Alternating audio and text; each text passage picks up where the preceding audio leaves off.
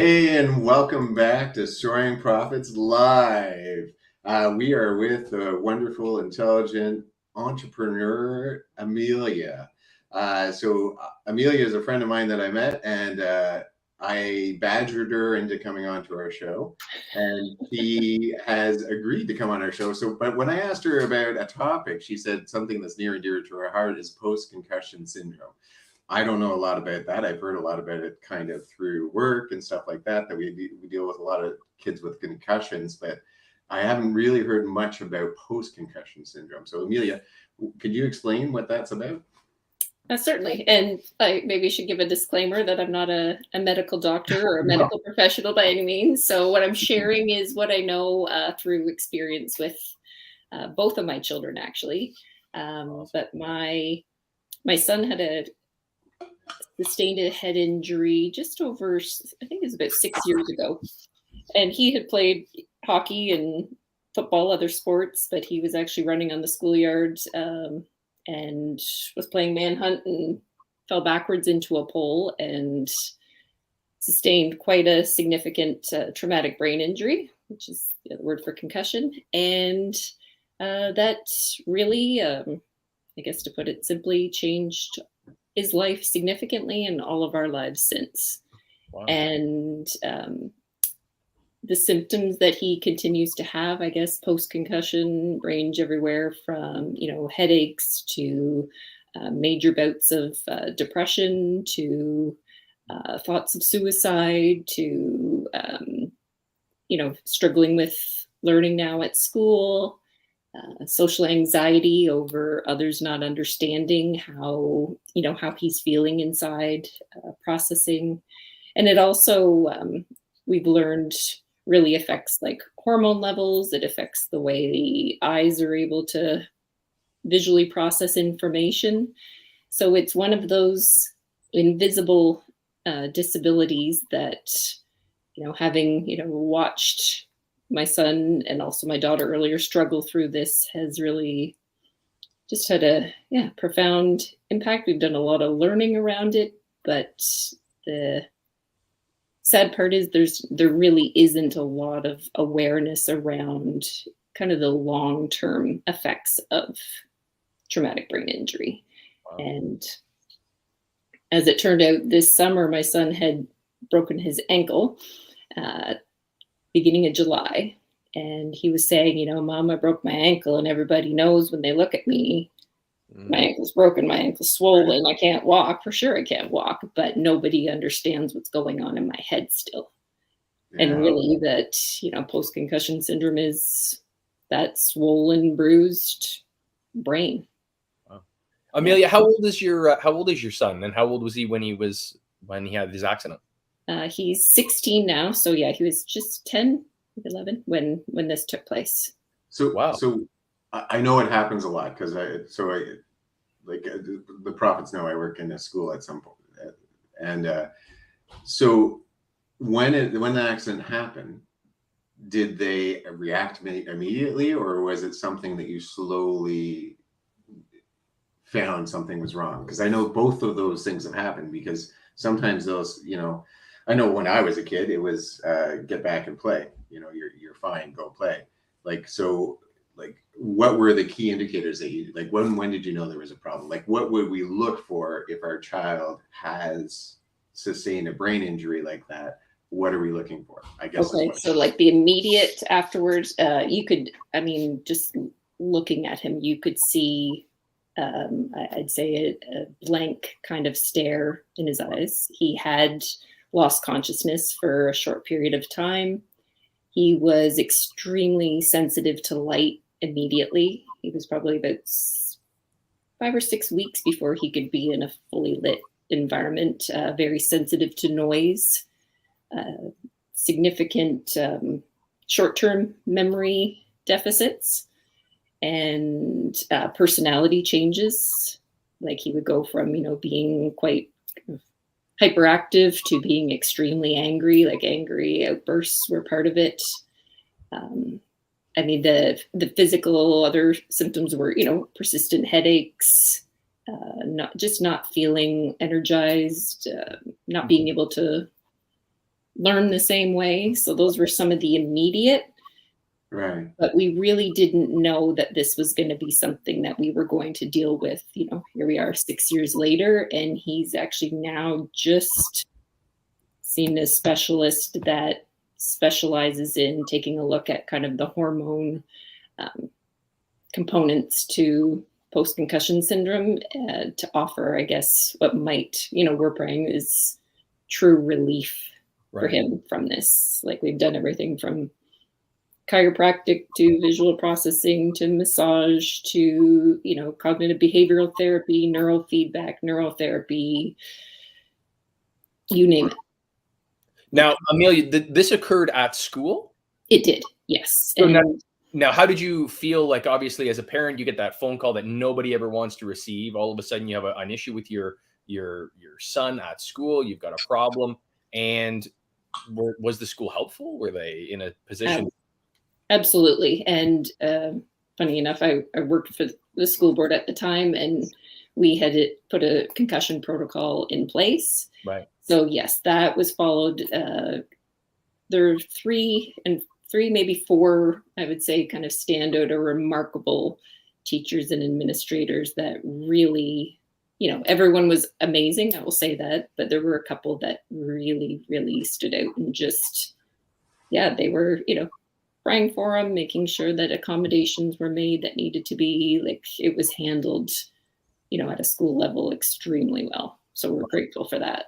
So how do you react? So your son had the concussion. What are the steps that they follow when he first hits his head?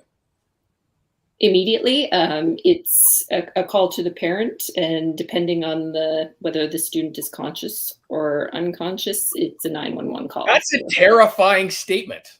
As a parent, like I have a 13, just turned 13-year-old daughter, and like I just got like this shiver when you're like, dependent on whether the student is conscious, and it's like, that's your son, that's my daughter. That's a terrifying phone call that you're just. It shivers actually when you say it. It's a terrifying experience. Period. Yeah. So the only similar experience, my daughter was a teenager. I think she was 16 at the time, and she was snowboarding, and it was her first like she had snowboarded the years leading up, but that was her first snowboard of the season. So she thought she was like, I don't know, Tony Hawk. I don't know snowboarders, but let's say Tony Hawk. And so her first run down the hill, she decided to go off the big jump, and she landed on her helmet. And when she came down the hill, she didn't know where she was. She didn't know what had happened. The helmet itself, which I spent a lot of money on because I was worried about such a thing, was cracked all the way down. And so I ended up taking her to the hospital. And the way they reacted was they gave her food and then waited, I think it was about 4 hours. And then she started being able to she was able to have a conversation, but she didn't really know what was going on. And then she started knowing what was going on. And then they sent us home. That's what they did. Wow. That was it. That's all they did. And so I didn't notice anything after. I kept an eye on her, did all that stuff. But that's how they reacted to it. So that would have been, she's 25 now. So 10 years ago. And okay now, though? Like she's fine now. There was no light sensitivity, nothing like that. There was nothing that I noticed. Possibly mood swings, but it's my daughter, so I don't know. I know that was neat. There's a girl joke there somewhere, you bastard. That's what that was. That's terrible. That's terrible. You're terrible. I was trying to give brevity to So but it was scary as hell when she came down the hill, and I said, "What happened?" And she's like, I don't know. Like, I just opened my eyes and my friends were around me. And then her friends told me what happened. They had to help her down the hill. And the whole idea of my daughter, who's like a smart, just really always knows what's going on. It was terrifying. I could not imagine what it'd be like after that if there were more symptoms. So I'm sorry you're going through that. That's a tough thing. Hopefully, like you're saying, it's getting better through the. So I would say it's actually, in terms of my son's symptoms, he's I think worsened as he's hit puberty, and I think that is because there is a hormonal component that I don't understand all the details behind it, but Yeah, I would say his, his struggles now are worth, like, when he has a depressive episode, he can't function, like he can't process, he can't speak clearly. He is an extremely intelligent young man and he doesn't have that capacity. Now my daughter sadly sustained a concussion 2 years later, like 2 years after my son playing soccer. It was outside of Peterborough. We stopped at another hospital and they weren't great to deal with at all. They're like, "What are you doing here?" I'm like, "Well, she just, hit her head substantially. She has a very, very severe headache right now and believed as a concussion. Totally different experience." She recovered within a couple of weeks, I would say, for the most part, and is able to thrive and doing well. So how it affects, or who it affects and in what way is, many of that's still unknown. Amelia, that must have been terrifying. The second incident of this with your daughter, all of a sudden she comes off the soccer field and going, "Mom, I don't feel right." And you're going, "Oh no, not again." Yeah. Wow. You have had, when we first started this conversation, I did not know that the depths of the situation that you're dealing with. And, from what I've been told about you, James obviously has brought you on here, is that you come from a background of understanding, and where you've, helped and been an advocate for people, all kinds of different situations for youth. And now you get to do that, in your home. There's a special place in heaven for people like that are able to work. Oh, I 100%. Yeah. I had a cousin of mine who had it. And again, I'm not telling a story that's, mine necessarily to tell, but I had a cousin who had a very severe head injury and it affected her the rest of her life.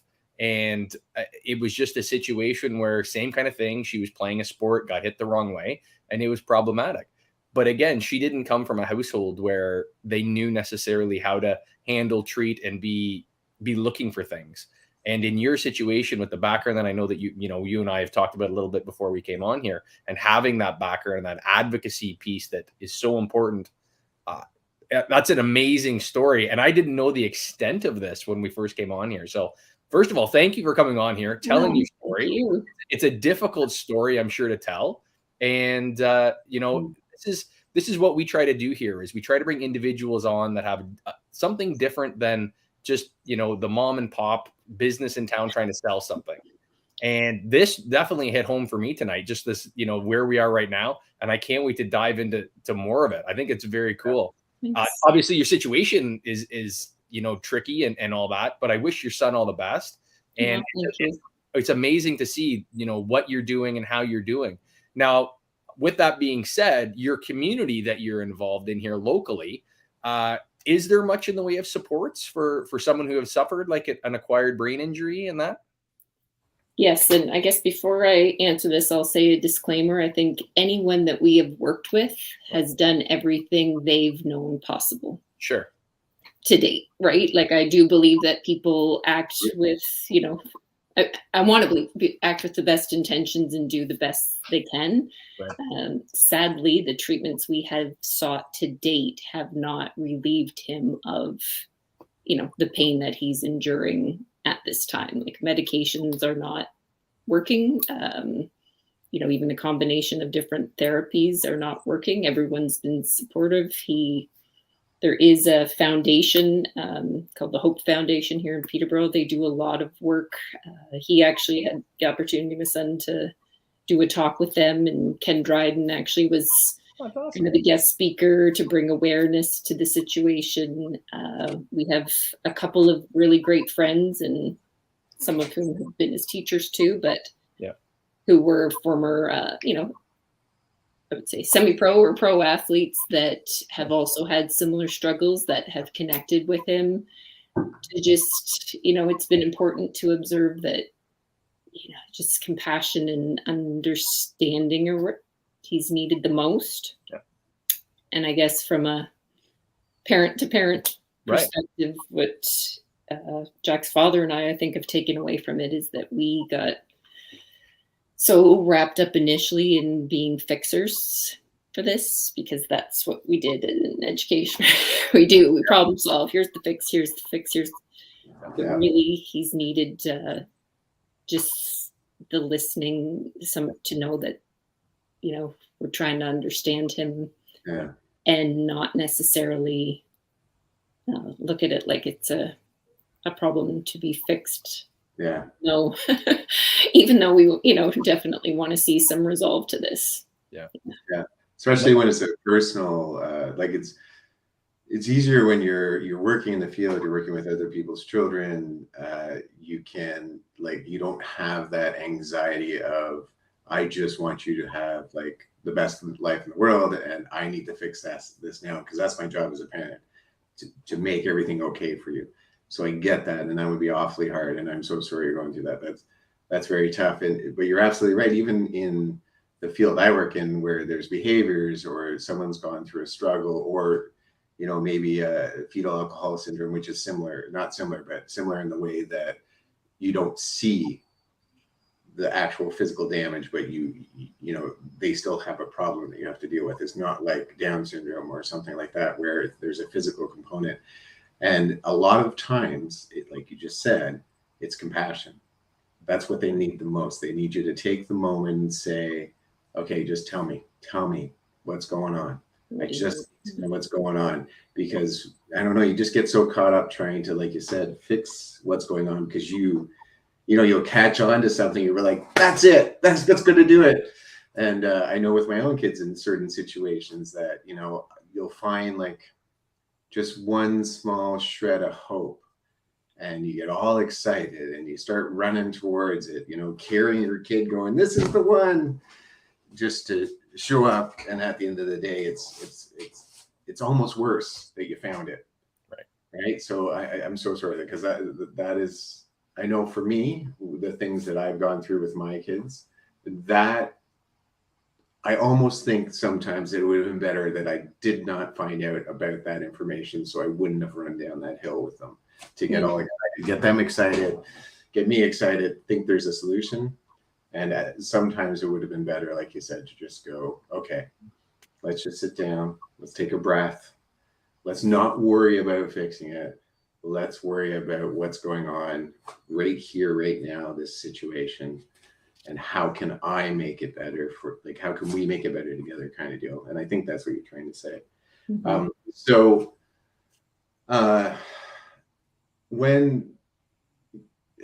you were talking about hormone therapy, and now that he's going through puberty. So now concussions, as far as I know, and I don't know very much, it is damage to the brain. So your brain has been either temporarily damaged or permanently damaged. So is it because there's part of the brain that runs hormones being sent out to the body during puberty? Is it because it's maybe confused and not sending out the right hormones, or different doses? Is that what you're thinking? Yes. So my understanding is that, it's like you've taken a snow globe and you've shaken the snow globe, and now everything that's inside the brain is jumbled. Yeah. And often, the pituitary gland that secretes the hormones is affected in that. And a couple of the key hormones that often need to be, I guess, supplemented or, enhanced, right, are ones that are essential in reducing inflammation. So the inflammation of the brain kind of stays, static, because the hormones aren't properly reducing swelling in the brain. That's no, Amelia, probably not doing it justice in my explanation, but no, Amelia, I think it's fantastic. And as a parent, obviously, you very quickly, you do your crash course and your MD all in the same day. Like you're getting it all. You're trying to internalize it all. You're trying to take in so much information, because again, like James was saying, you're trying to help, right? Now, do you think that the severity of his injuries would have been as bad if it had been, 5 years earlier or 5 years later? Or is that kind of what they're saying right now? Or There is research that's been done, and it was actually related to a young girl named Rowan Stringer, who had died from a sustained post-concussion. Okay. And the underdeveloped brain, under 21, there tends to be more risk for post-concussion, more risk for post-concussion symptoms and injuries because it is an underdeveloped brain. And my son would be the first to admit, you can tell, I should say, it's hard to tell what part of, his frontal lobe isn't functioning because he's not, of age for it to fully function yet until he's 21 or 23. Right. But some of us later, some of us. And figuring out what's just, typical teenage development. Yeah, so. For sure. Oh yeah, no, I imagine it'd be very, very tough because I know when I was a young man going through puberty, I was angry sometimes, and it was just because of testosterone levels in my body, and it would be hard to judge which is which. For sometimes I flew off the handle too, but it was puberty, not necessarily a head injury, so it would be tough to decode that in the situation for sure. Mm-hmm. So in those situations, like, are they saying that they're going to try? I hope you don't mind me asking. If you do, just let me know. Is it a medication thing, hormone therapy? What are their thoughts? Yeah, doing now his blood work had just gone in, so we don't know the full extent of what the treatment plan will look like. But yes, like a hormone replacement, I believe, injected nasally will be. Nasally, that's probably not a word. Nasal injection of hormones will be part of a treatment plan, working on visual processing, eye movements, along with a regimen of other vitamins and things that he had been taking, but enhancing that too. It's almost a situation, Amelia, where you find yourself. You were saying that your son was an athlete and playing sports and all that sort of thing. And then he ends up in somewhat of a non-contact impactless type situation.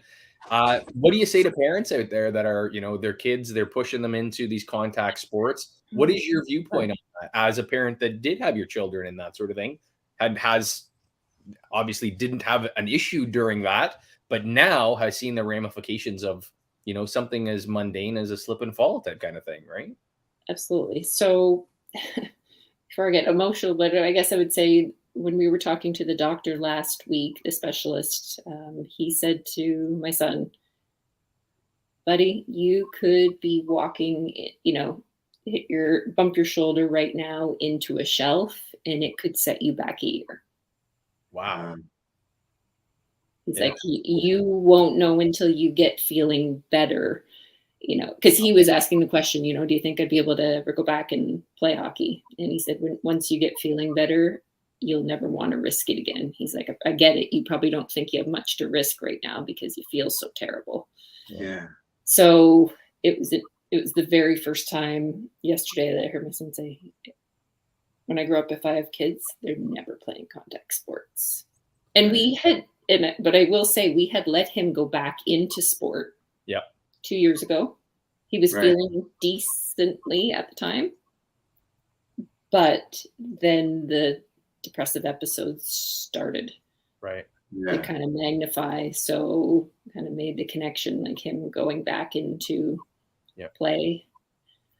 I mean, I love hockey. I love watching football. We are a sports, oriented family. There's no, and like you said, it happened outside.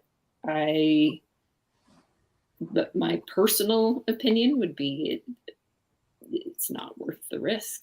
Right. Yeah. No, I totally understand that. You see the professional athletes and the toll it's taken on so many of them.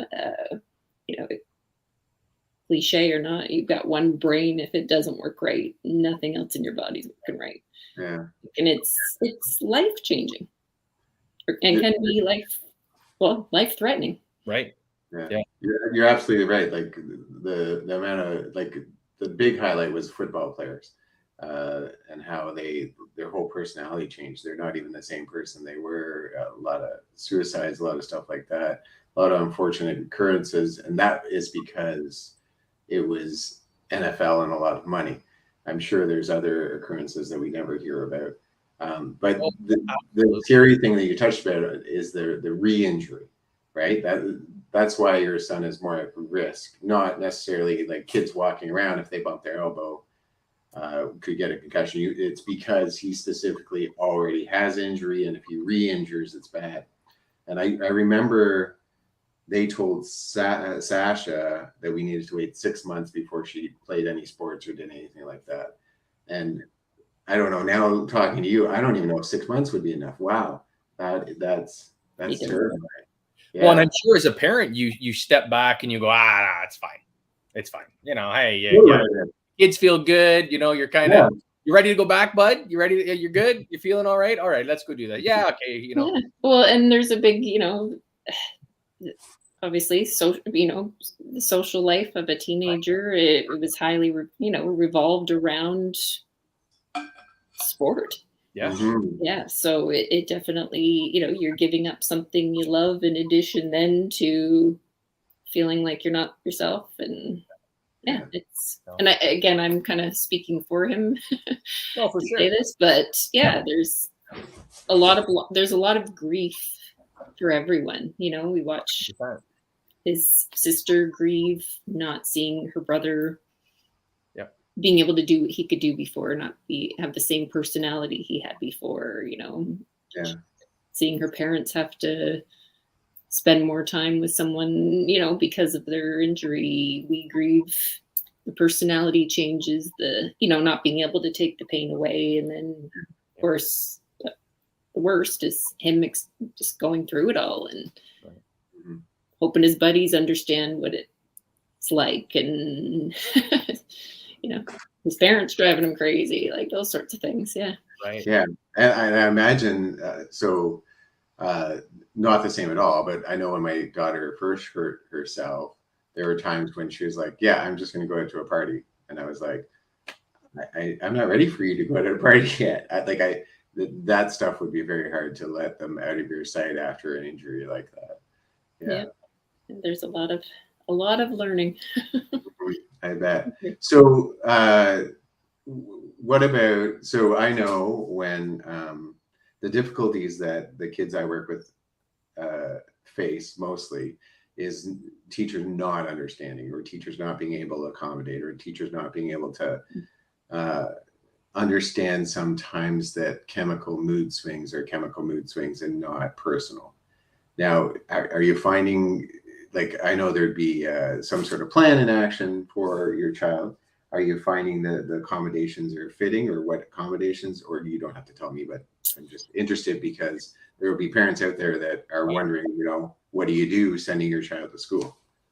So I will say there's definitely, again, there's been key people who have always had, my son in their thoughts and kept him where he needs to be school-wise.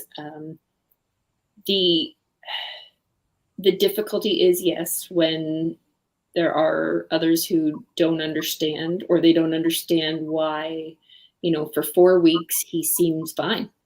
Yeah. He's an A student. And then for 3 weeks after that, like he can't put a sentence together. He actually, gets asked, are you stoned? Are you drunk? Right. Mm-hmm. Because you can noticeably see the cognitive impairment damage. So I think the key in all of this is the education around it. Like, this isn't something that looks consistent. He isn't, he's learning disabled for 3 weeks, maybe in a month, and then not for another 2 months. Like, he doesn't know when like an episode's going to happen. We can't predict, but yeah. So I would say overall, it's definitely been mixed. If he he didn't have parents who were in education that knew the accommodations he needed and were able to give the support, I don't know how he'd be doing. Wow.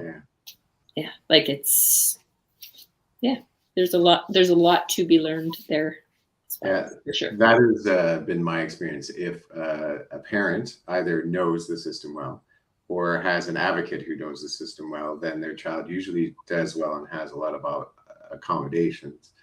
Unfortunately, some parents don't know how to fight or don't want to fight, and if they don't, then it can be much harder for their kids. I wasn't aware, though, like that blows my mind, that a concussion causes, like, for a week you're fine and then for 2 weeks you're not, and like that, I had no idea. I thought like the symptoms that from a concussion were just permanent, like not permanent, but that was your symptom until they went away.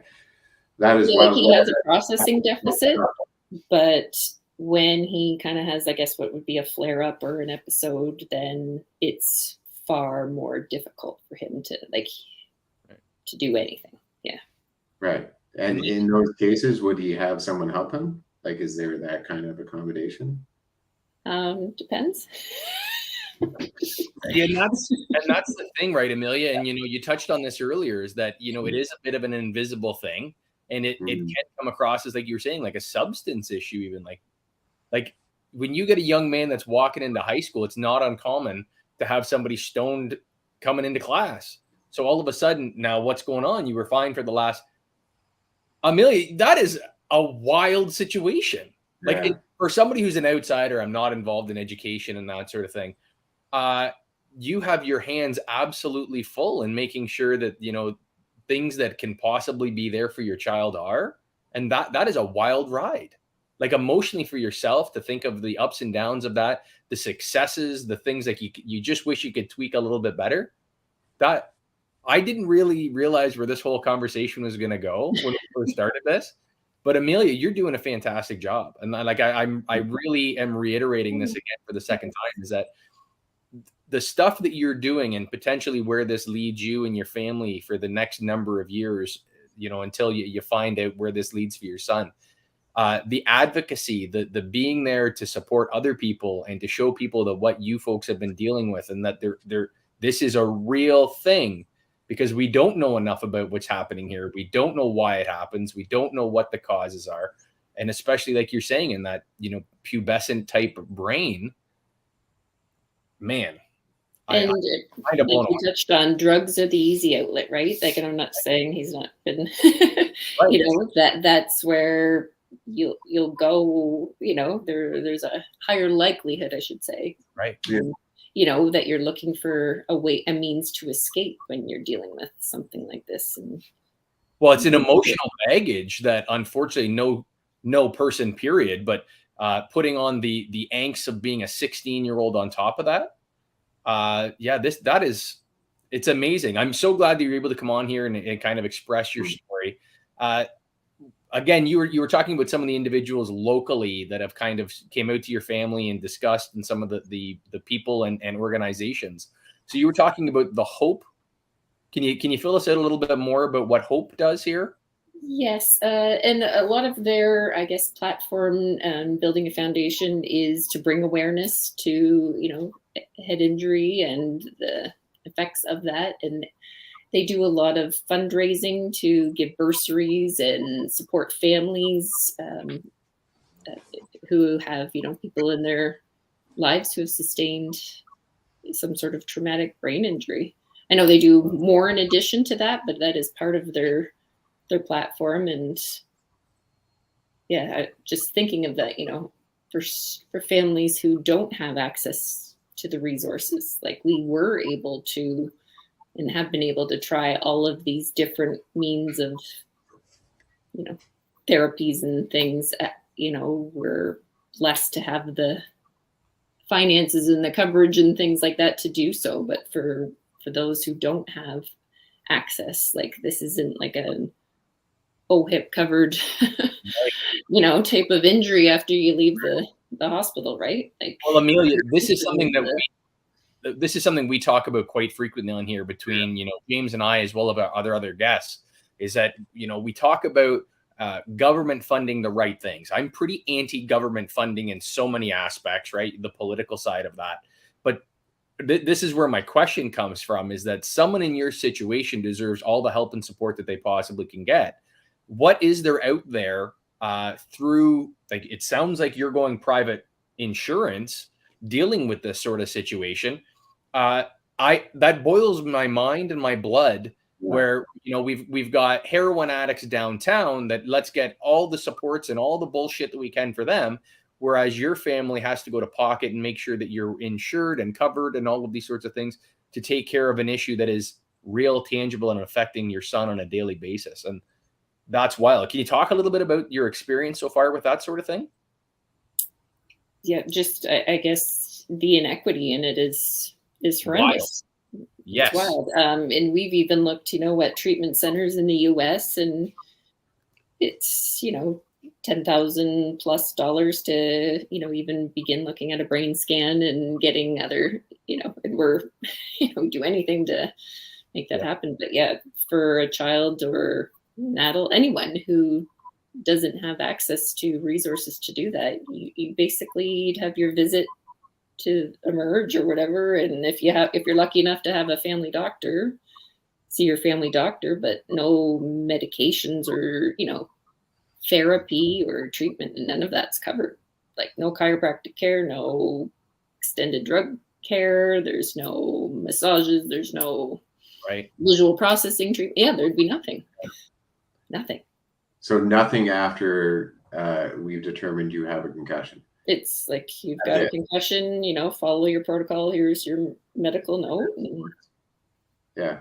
Wow. Now, so I just want to stop here because just for quickly, how would people get in touch with the Hope Foundation? What's the way that you would so you're saying anyone, like you could be like 90 to a baby. James, I don't know all of the I don't know all the ins and outs for I was just wondering who could be serviced, but I can certainly provide the information. But it's like H.O.P.P.E. like Hope Foundation Peterborough, their website, and I'm sure there's lots of information there on like the types of supports they have. Right. Yes. So you contact them through Sorry, go ahead. So you contact them through email, you would call them? Like, how did you contact them? Like what's the procedure is what I was wondering. Oh, so, well, Jack's father's actually really good friends with the founder of the foundation. So that was our contact. That's why I don't know all the, business details, but. But I'm sure if they went to H.O.P.E.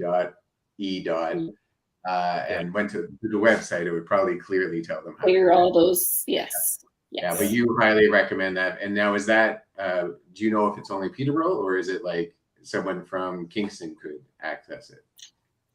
I don't know. Look at the website, you'll figure all this out. No, I wouldn't know either. Like, the important stuff is what you've already done. And, you know, you've been a very, like Pat said, you've been an amazing advocate for your child.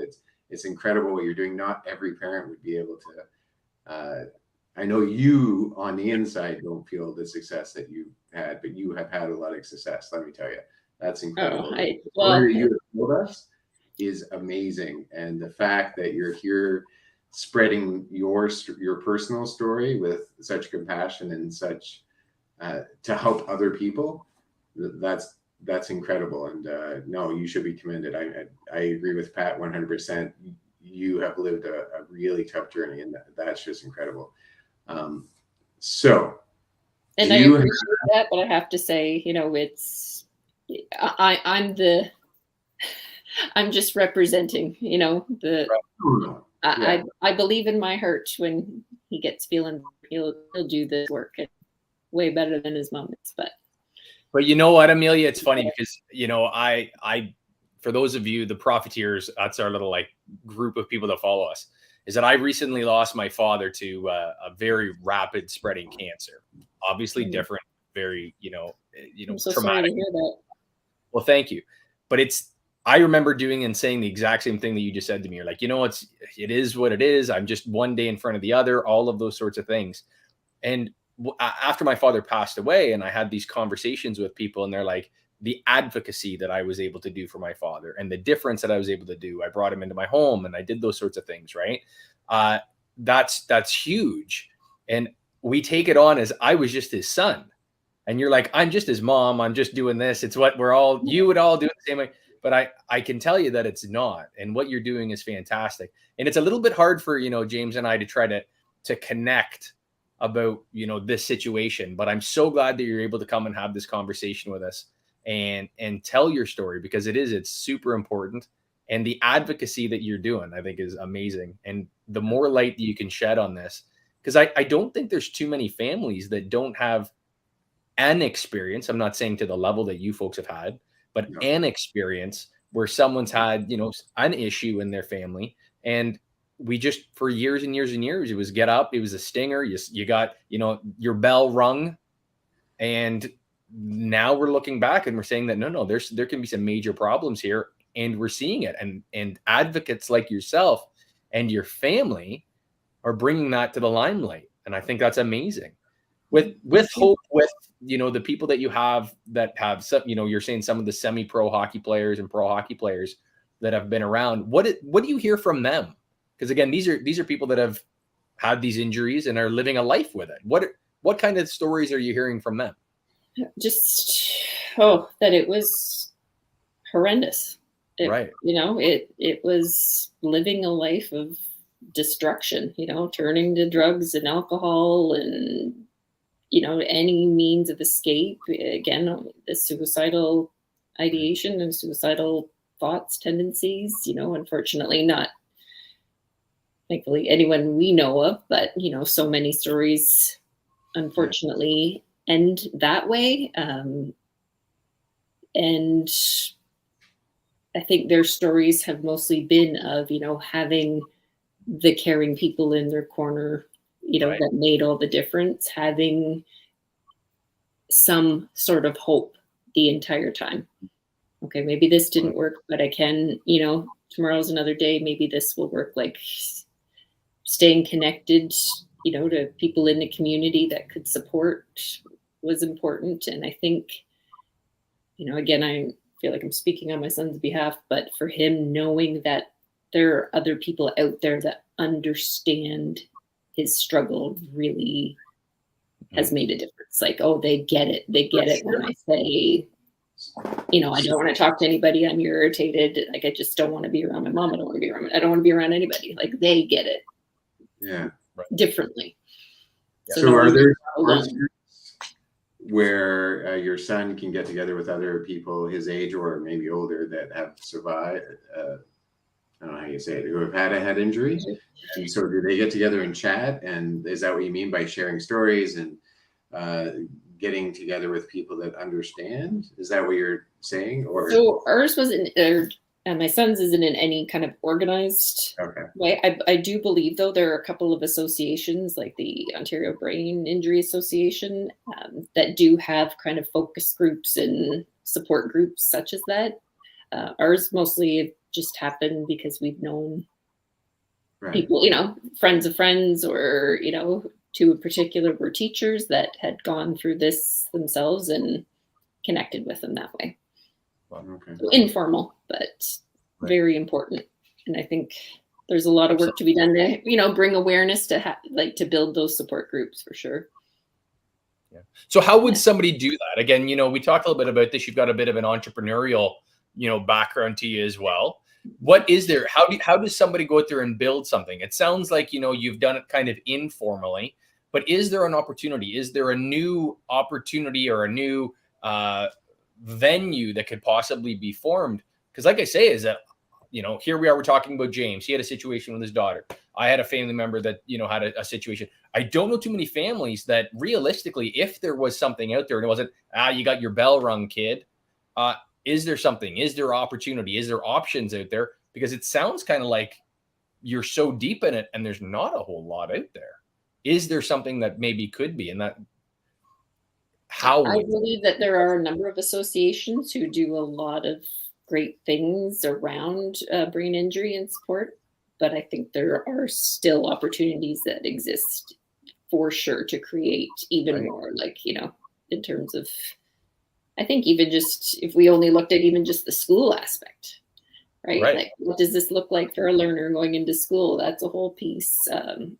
Again, I think of my daughter. What does it look like for siblings to be part of a family where somebody, gets more attention, gets treated differently? It's hard for a sibling. It's hard for parents. So I think there are a lot of different avenues to be sought to, Well, so this is the reason why I bring this up is that James and I, we were asked a while ago to do a conversation and do a presentation for autism spectrum disorder. And what it was, we were developing, and we were asked to work with individuals and parents in discussing the school board, the social, the community, all of these different brackets of services that are needing to be done. And it seems like, obviously different, that seems like there's a very real threshold that's out there for this. So if there's we talk always about business, we're always looking at different opportunities and angles and things like that, right? I do a lot of real estate stuff.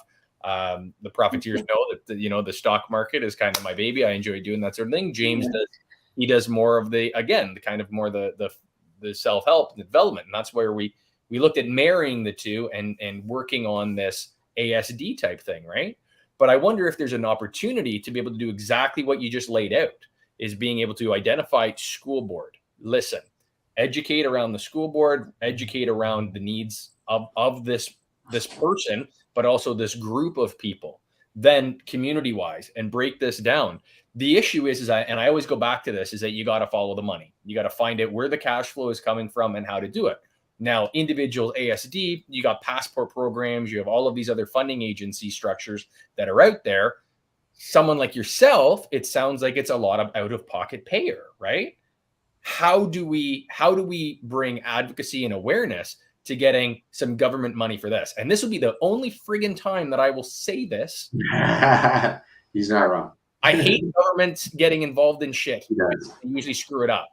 But I think that where you are right now is that we need to figure out a way to get as much money medically into someone like your son, where we can help them long-term help now, instead of waiting for problems down the road and going, oh shit, we should have done this 5 years ago.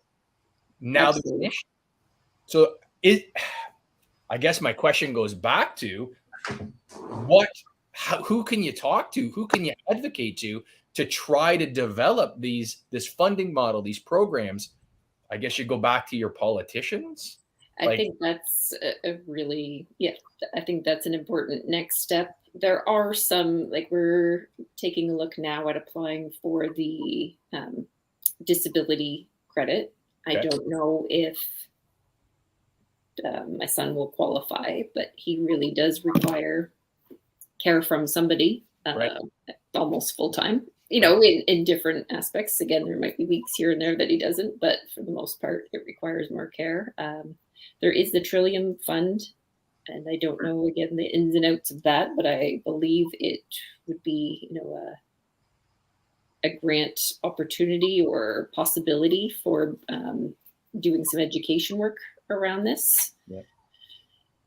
But yeah, these are questions I have too, Patrick. To be honest with you, I don't have the answers for them, but they're definitely ones that I'm beginning to explore now. Yeah. It's definitely an interesting point because you know this too, we take training for concussion every year, but the training is all about recognizing what concussion is and the immediate first aid treatment of concussion, and then go with the parent and the ambulance, and then I'm done. I don't have to worry about it. But it doesn't talk about what you do when the child comes back at all. And now that I'm talking to you, it seems like we need something for that. Like I don't know how long, I can't remember how the concussion, it's a film that you follow and you have to answer questions. But to not have the important part to me is I think everyone now can realize if you hit your head, it's bad. So I think to move on to the next step, which is, these are the things we should look for if the student comes in and you're noticing this and you're noticing that on a grand scheme level. And I just think that would be a no-brainer. And in that case, that's something you could actually contact your school board members, I think, on the board of education and get that put into the budget. I don't know, 4 years from now, because it takes a while for something to get into a budget. But wouldn't that be an interesting way to handle it? Is, you know, like, But who would even do? Sorry? Who would even teach it? Well, that's it. So what would happen is so every year we get like this, everyone would take it. Every year we get an email and it says you have to take these certain, so there's WHMIS and there's you wouldn't believe what we have to take. There's so many. Some of them are like how to use a ladder. What I'm saying is that who would even teach it? Like, I get everyone would take it, but who would? They contract out to like a company, and the company creates, as far as I know, is that right, Amelia? Like the company. Yeah, actually, when I worked for the board, I was part of the policy development. Right. Okay. But yeah, the basis that needed to be covered were kind of the immediate, like, what do you do following? How do you return the child to school initially, and how do you return to play? It doesn't go long term, like, what if this child needs, you know, an individual education plan of some sort to be able to continue learning? You know, what are your look fors for other risks? So Amelia, would that bounce back to then just general health practitioners that would say, hey, listen, we're identifying this new concern or area of concern, or do you need to get a psychologist involved to try to get an IEP, the individualized education plan? Or like, it seems like it just becomes a nightmare. So we did pay for our son to have a psychological assessment done. And there are a number of diagnoses there. It doesn't mean, though, that translates to something happening at school. Right. So we paid the assessment, and it doesn't mean that an IEP, like an individual education plan, or that is created. There's different criteria. And so when I first started working in schools, I worked with children who had difficulty learning how to read and difficulty learning how to do math. Within 9 years of my career, it was if someone threw a chair, and all those other kids, they didn't have EAs for those kids, and they still don't. So now it's like, I always say, when a parent says, how do I get an EA? I said, teach your child to throw a chair. That's my advice. Throw a chair.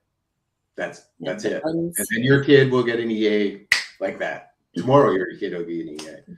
It's just wild how our system is that way now. If it's like, there's some kids that I worked with way back when I first started that were like, they just needed someone to sit with them and go over the word red, you know, and then they would like leap ahead and they didn't need you anymore. But that kid now, in this current system that we're in, will never get past red because they're not throwing a chair. That's where we're at.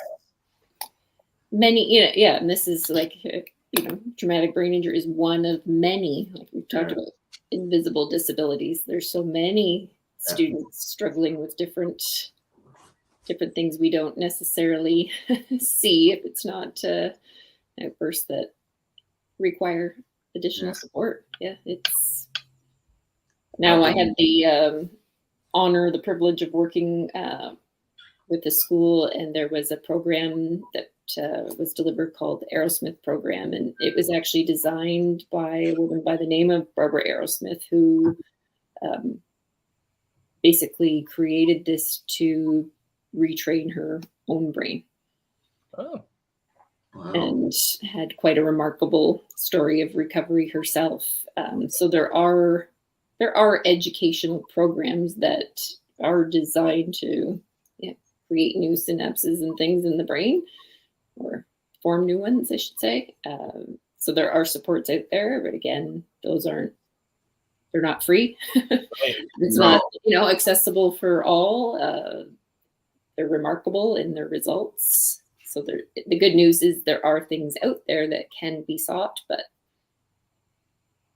we don't have equal, equitable access to them. Yeah, you might have to answer this question, but I was just curious, just talking with you. Do you think it would be better for a program to, for a school to be brain injury school, like, how they have school for the blind, school for the deaf, is that more important, or would it be, do you think, more important to have in regular school, because I have no better way to put it, just with accommodations. What do you think about that? Because I've seen positives in both areas. I usually prefer in regular school, but I was just wondering in this case. So I'd say there's a number of factors to how I respond to that. As individual as a student, like, Yeah. for the first couple of weeks, they may need to be on their own and be in a quiet setting and not be able to be around anybody, because that's the only way they can try to learn. But I think ideally, if another transition can be avoided, like to be somewhere where you're feeling safe and comfortable with accommodations, I would think for many students, I can't speak for all, that's for sure, but would be ideal, yes. And it would be similar to accommodations that are made for students with other types of learning disabilities. Like, it's not like you have to create a new accommodation. It's just acknowledging that these need to be put in place. They might not be permanent. They might not need to happen all the time, but they need to be made available when those tough times occur. Right. Yeah, I can imagine for a 16-year-old, they're potentially, facing a stigma, those sorts of things of being involved in something different, something other, being the other, right, would be very problematic as well. So buy-in for the student as well, right, would be, a hindrance, right? But absolutely. No, it's wild. And just feeling like, I don't know how many times I've heard my son say, I just feel stupid when this happens. I feel so stupid. Right. Like, it's horrible, and he knows that a week later he could be feeling all right and performing just fine. But it's tough go. Wild. It's also the difficulty about being a boy, because we don't share often with our buddies that, I'm having an off day or that I can't be, I'm feeling, what, Pat, I'm feeling angry right now. And, it would be best if I was by myself right now. Like, guys would not take that well. Like, I know Pat and I are really close. So he would throw one-liners at me left, right, and center. And that's what guys do. And that's what we've always done. So I would imagine it'd be very tough, because especially when you're feeling vulnerable as a young man, to share that kind of information with your closest friends would be very tough. And that's got to be I can imagine. Very difficult. So that being said, I'm trying to ask questions that aren't my business, but so does he find that he gets to talk to people? Are there people that he's able to fully express what's going on with himself, and definitely. There's, and it varies. He has a great social network. He's blessed with really awesome friends and caring adults, and I could mention those who have experienced this too, to be able to connect with a couple key adults, in teachers or former coaches and things that have taken under their wing and just really gone out of their way to look out for him. So there's, even in his, times of despair, he has a lot of gratitude for the people who are there for him. And it's taken a lot of understanding on their part too, because this is hard to say, but sometimes the characteristics that are shown are not likable. Sure. At times, Yeah. So, he has some, now I'm getting no, for sure. Some really remarkable people around him that get it. Okay, this isn't, you're not choosing to just be this way today or this week. This is not something you're able to control right now. Yeah. So I worked a lot with autism. So so what I had to explain to some kids, especially when it was huge misunderstandings, and someone a lot of the kids I work with get really anxious and upset and overly upset, where they become violent because you took their pencil. So a kid may walk by as a joke and steal a pencil, and there's a big, because I'm the EA and I'm there and I can stop the situation, I can say to the child, you know what, you're not understanding why this is such a big deal. I know to you, the pencil doesn't mean anything, but to them, it is very, very important. And it's like you just walked up and hit someone really important to them.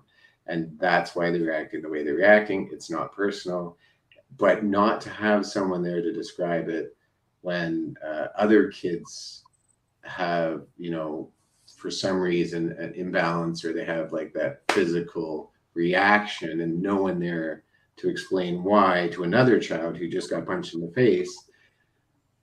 That would be super difficult. So I totally get that. And it would be tough for someone, even someone of 16, another boy who's 16, has him over. That would be tough. It would be tough to like, I don't know, I want to do this again today. So yeah, that would be very tough. I'm sorry. That's a tough thing. So I can't even imagine what you're going through. That's well, why I mean, what's the cliche? You're as happy as your saddest child. Right. Yeah. But again, and I appreciate it, and I do, but yeah, it's him. You know what I mean? Like, this is just what we do. So key steps as a parent, I think we should get back to that. If your child has a brain injury of any kind, what are the key steps that you as a parent do you think you should do? Like are there certain people you should contact? Is there a certain organization you should go see? Like what should you really concentrate on, do you think? Okay, so I guess I would say, starting with just focusing on being aware, being the listener, being the compassionate person. Number 2 would be knowing that treatments, I guess, would vary depending on symptoms. So, some child could hit their head and lose their hearing temporarily or permanently, another child. So that the treatment doesn't just start and stop with, I would say, your emergency department visit. Like there might be follow-up needed, and it would vary depending on what's happening with the child. Knowing that there really isn't one central place for all of it, that you are going to have to kind of pursue different avenues in different places to get different sorts of treatment in order to care. And I guess just at home too, doing the healthy living type of things, like maintaining some exercise and getting out and being off screens and trying to find enjoyment in little things and enjoying the times that are really good, and kind of the typical ways to seek wellness, like keeping those in mind too. And I guess we've learned not to be too focused on fixing. Right. It's hard to, it's been hard to hide our anxiety, and it comes across as tension. It comes across sometimes as, anger. It comes across as sadness. And I know that impacts then how he's feeling about himself. And that makes it tough too. Yeah. So just be loving. Yeah, no, absolutely. Listening to your story, when we first started this conversation, I did not know where we were going to go with this whole thing. Mm-hmm. And God bless you. God bless your family. I have really thoroughly enjoyed the conversation tonight and hearing what it is that there's people out here that are doing for people, obviously your family, but there's other people out there that are helping as well. You're fighting the good fight. And there's going to be days, I'm sure, where you don't feel like you've conquered much of Everest, but I promise you, keep going and keep putting your feet forward. This has been an interesting conversation. We have a lot of cool people that have come on here and talked about their stories, but this one has hit home in a lot of ways for me personally. That the caregiver burnout, the caregiver advocacy piece. This has been one for the books for me. I've thoroughly enjoyed this. Yeah. But thank you for coming on here, because the things that you're talking about, they obviously we've talked about the brain injury aspect in your son, but there's so many people that can relate to what you and your family are going through on a plethora of different levels. And like I say, God bless you and God bless your family. Thank you for the opportunity for this. And I don't know, it'd be amazing. Maybe someday he'll be able to join you and tell it, like it really is. But For sure. We'd love to have him if he ever thinks that's something he'd Yeah. want to do. We're pretty easygoing guys. We'd probably treat him all right. But so next time we'll like get together and talk something funny and swear and stuff. And that's it. Yeah. We'll pick a light, happy, fun. We'll drink beer, maybe our favorite beers or something a little bit lighter. No, yeah, I guess that's one thing I keep mindful too. Keep some humor and lightness in all of it. Because absolutely. I'm so glad you came. So if you're out there, h.o.p.e. and advocate at your school. Don't take no for an answer. Keep on pushing, because there is help out there if you keep on working at it and you keep on pushing. Pat, you're absolutely right. God bless your family. That's amazing. It's an incredible story, and you know what? You guys are absolute warriors to come this far, and I am so glad you shared this topic, because there is so much I didn't even know.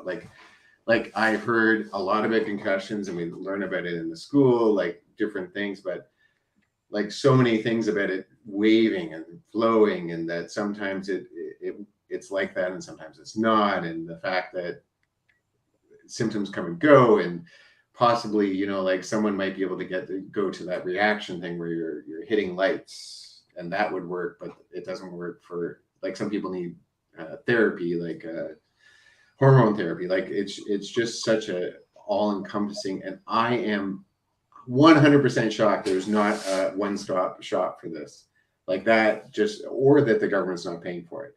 Like the things like Pat said, like, so I believe that we should have needles and stuff like that, and that methadone is important. But to think that on the other side of things, that a child is not getting the help they should get in a clinic, that just makes utter sense when we, like, even our government promotes sports in such a way, in all sports, like rugby and hockey and soccer. And I know my son got head injuries from soccer. Like, there's just so many sports out there. To not have a government funded place is just shocking to me, especially a one-shop spot. That it shocks me so I'm so glad you came on. I almost hate to put you on the spot here, but since we're wrapping up, I'm gonna let Pat put you on the spot, because then I'll feel better about myself. Go ahead, Pat. Tell her how you get. It's so funny you say that, because I'm not doing it to her. I know. I'm just like, anyway. So Amelia, no, she's part of the game now. This is fun. Okay, like game. Okay, this is fun. I'm competitive, so let's go. Right. So at the end of all of our conversations, everyone that we talk to on a live, I've got a sign off. James has developed a sign off, and we put you on the spot, and we ask a little slogan, a little something to wrap it up. Couple of words. I wasn't going to do it, because I'm like, this woman has just been an emotional roller coaster with me. Like, I feel like this woman is fantastic. You are family. You're coming over for dinner and Thanksgiving. I'm so glad that we had you here, because it's very different than what we usually talk about. And for us, when this first started, I'm going to be very, very honest with you, Amelia. I did not know how to start with this, because I'm like, holy shit, I didn't realize the severity of this. And I go back to this all the time, is that what you're doing is amazing. And I know that you do. So I just did with my dad. I get the caregiver aspect. And you're like, it's Thursday, right? It's just Thursday. It's not. And the people that are out here watching, and the tens of people that will watch this, if you have never dealt with this, if you have never dealt with trauma, if you've never dealt with dealing with a loved one, and I very much mean this from the bottom of my heart, like, God bless you and God bless your family. Like, I cannot anymore. It hits me in such a way, because it's so real to me. And like, connecting on that is amazing. I thank you for your story. I thank you for coming here, because it's not easy. I've been there. It's not an easy thing. I know James has been there with situations he's had in his life, but thank you. And hopefully somebody, one of the tens of people that will watch this eventually actually goes and maybe just realizes that, holy shit, there's people out there that are dealing with the same thing that I've dealt with. And again, I thank you so much for coming. So, like I said, I'm going to put you on the spot, because we are family now. So Yeah. Fuck Yeah, you. you're around the dinner table, so. So I've got a little. I keep it PG related to You the. do whatever you want to do. There you are. That'd be great if it wasn't. That'd be the We'll save perfect that for the next. We'll save that for the next time when we discuss something That's that's it. controversial. That's it. You know what? I love reading quotes and inspirational. I do a ton of research and reading, but I truly think this comes down to being as simple as like you don't have a. And I'll say, I'll swear, you don't have a fucking clue what goes on in somebody's life. You don't know what people deal with. Like, it's really pretty simple to just be a decent human being, be kind. Like, I love it. cliche, I know, but Nope. everyone's got their shit. And just, if you know you've got the support of other people, it's really, it can be life-changing or life-saving. For sure. Yeah. James? Let's heal our minds, bodies, and souls together. And as always, folks, thank you. Amazing conversation tonight with Amelia. Like, subscribe, and share. And as always, folks, let's make some money together. Thanks. See, they're all